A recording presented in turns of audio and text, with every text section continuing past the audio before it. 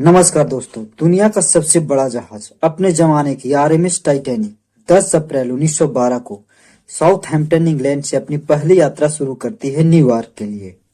इस जहाज की कमान संभाले थे 62 साल के senior captain Edward Johns Smith ने।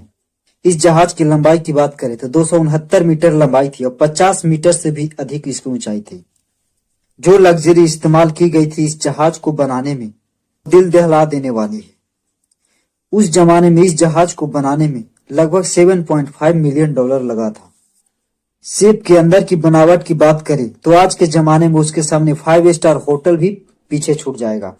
उसके अंदर बहुत से फैसिलिटीज थे, जैसे swimming pool, playground, gym, electric bath, restaurant, तमाम चीजें थी।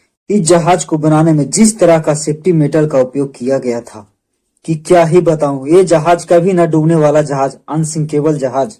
रवाना होने के 2 दिन बाद ही इस जहाज को आइस वार्निंग मिलने लगा था, क्योंकि जिस समुद्री रास्ते से जहाज जा रही थी उस रास्ते में आइस जमी थी।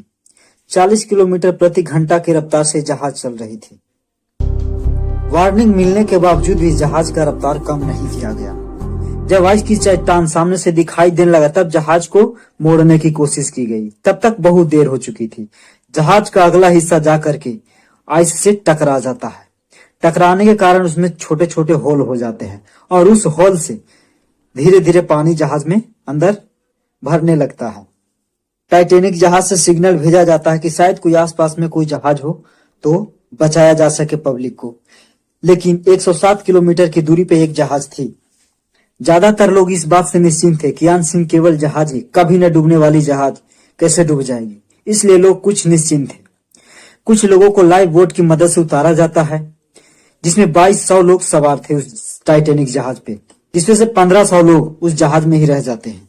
2 से ढाई घंटे के अंदर जहाज का अगले हिस्सा में पानी भरता है और जहाज बीच बीच से टूट जाता है और वो डूब जाता है। 107 किलोमीटर दूरी पे जो जहाज था वो जहाज आती है। तब तक तो बहुत देर हो चुकी थी।